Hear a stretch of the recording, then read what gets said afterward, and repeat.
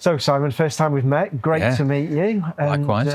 We're at the 85th year of the NCC. Tell me a little bit about yourself and how you ended up where you are now. Tell us a little bit about your job role. Well, I've been a journalist most of my life and a comms professional, if you like. I've also worked to a level in sort of lobbying and policy work.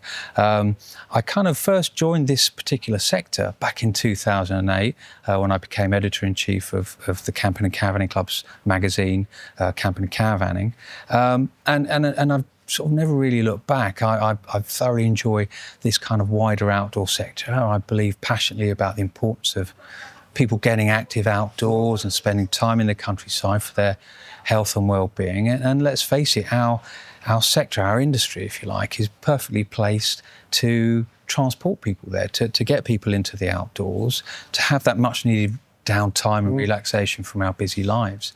And then, last year I joined the NCC as their Director of Communications and Stakeholder Engagement, which is quite a long title, but I'm here to help promote and further the causes of our wider sector and ensure that our members, the NCC is a trade association, so ensuring our members are really engaged with us and that we're kind of working well together for the betterment, if you like, of the whole industry.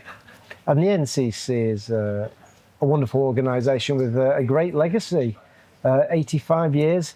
Do you want to give me a quick overview of the history? Yeah, sure. I mean, we were founded in 1939, and since then it's been an organisation that's just represented quite a broad aspect of the industry. So that's people, leisure vehicle manufacturers, dealerships and distributors, holiday park operators, the manufacturers that make, holiday caravans and residential homes, suppliers and services that are associated with a really big, vibrant sector.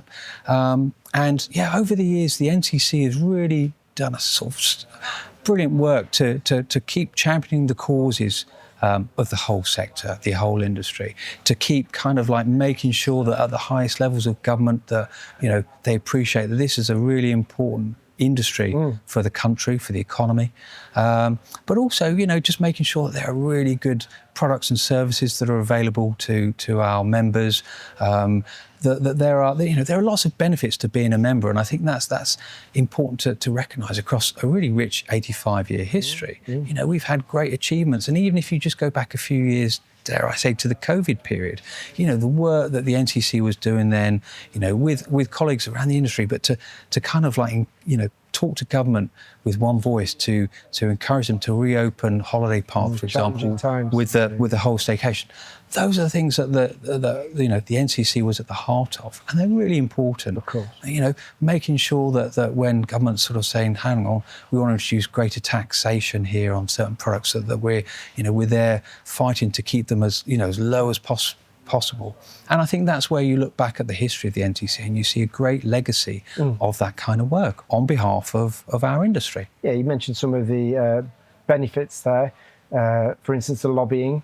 Being a park operator now, what would be some of the other benefits? Well, you've got access to a full range of sort of technical services, technical expertise. We make sure that we're monitoring all the latest government guidance and any legislative changes that are going on, and we communicate that accurately and quickly to our members, so that those things are coming out. We make sure that there are events to, such as this lounge here, that there are events to come to chat to colleagues and to get, reconnect with people as well. There's a wonderful training academy that we have too, that is there to, to make sure that the skill sets of the workforce within our sector are as best as they possibly can be. So there's lots of benefits to being a member on a range of different levels. And I think that those are the sorts of things that we really want to be talking more about. Of course. So, Simon, tell me about the manufacturer's approval scheme. I mean, for me, it gives the end user confidence. Absolutely, and that's a really important scheme. It's actually been going, I believe, since the 1960s. Again, it shows you it's I'm told it's actually older than me. So, but I didn't mean to laugh by that. No, that's all right. That's quite all right. It made me laugh too.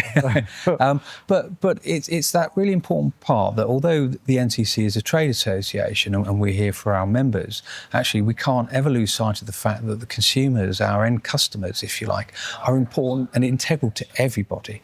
So we have something called the manufacturer's approval scheme, which is it's like a brand almost where it's a trusted mark that we will inspect and do regular checks on these particular products, and it includes holiday caravans and lodges as well as leisure vehicles. Yeah. And ultimately, we know through experience that consumers are searching on those particular terms. If you're online and you're looking at NCC approved products and services, and they're really important. So this is something that we're looking at more to really expand and see how we can kind of take that further and make sure that the consumers are aware of those schemes, because then they can buy with confidence. And I think if people can buy with confidence, that they're gonna want to kind of look more at our industry, look more at the products and services on offer, and have that sort of trust in us and our members. So it's really important work. Yep.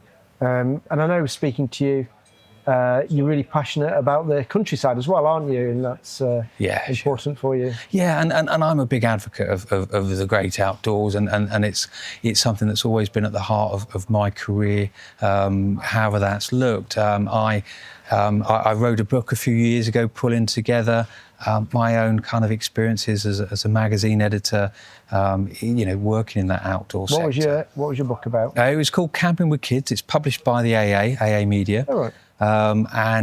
It brought together basically it's a number of years of fantastic family adventure, and it's not so much a technical guide about how to pitch a tent correctly or going out in your caravan or your motorhome, but it's about the fantastic things you can do when you're out there with your children or with your grandchildren, learning the skills that we seem to have sort of forgotten how to use, about things like navigation, about tuning in more to nature so that you can read the signs of maybe the weather changing, that kind of thing. Great book. It was great fun to do, and my kids were brilliant with it at the time. I mean, they're now young adults, but we had so many family adventures, and it just felt a brilliant thing to pull together into one place. The book has been, quite successful. It's been through a reprint and then a second edition. Oh, very good. And it's something I'm just really proud of, because ultimately, when you're pitched up on a holiday park or a campsite, ultimately you want things to do. If you've got kids, and you've got them with you, the book was just about how to sort of share those wonderful experiences, how to read weather clouds, clouds, I should say, weather patterns, but clouds just to kind of get yourself more connected. And I think that's really important for our own health and well-being and those of future generations. So yeah, it's something I'm very proud of. And actually, I think it's really nice when you kind of are in an environment like this show here to actually just see how people are embracing that kind of like that lifestyle choice, if you like, which is it's nice to meet someone who's so passionate about the countryside. I mean, I love it. I love my wife and I. We've got our own motorhome. We pitch up regularly on campsites and holiday parks, and we just love getting out, walking in the countryside. There is something good about it. Yeah, there is. It just gets you away from the day-to-day busyness of life, and it's great fun. And we will do it, as regularly as we can. This weekend coming up, we're already planning a trip to the Peak Districts, not too far from here. We might take our van just use it as a day van, so we can go back, make a cup of tea, that kind of stuff. And it's just great fun, and it's our happy place, if you like. I love it. Get that. Yeah. I've got a camper van, so there you go. Yeah.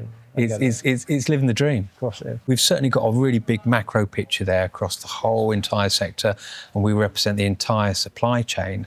And that's really important because it helps us ensure that we're talking as quickly as we can about the latest developments in the industry, particularly those coming from government, if you like, or legislation or new regulations and type approvals, those sorts of things. And sharing that information accurately and quickly with our members is an important part of what we do. Important. So, and you can really see that as well. I think it's a real good strength of the NCC. Yeah. And certainly our website is a good place to go for plenty of information.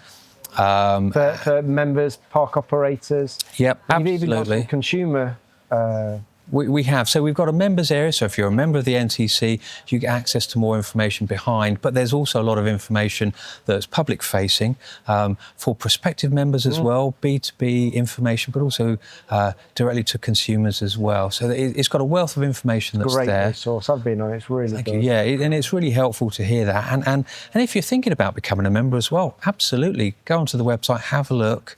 You know, we've got 85 years of history and heritage behind us. Representing the sector, that's really important. It's a good pedigree. Absolutely, thank you. And yeah, get in touch with us. Start the conversation about becoming a member of the NCC. That's really important because, you know, we need to work together collectively for the greater good of the whole sector. Stronger together, aren't we? Absolutely, and that's important. So yeah, and the website's a good place to start. You'll be able to get in touch with us via the website.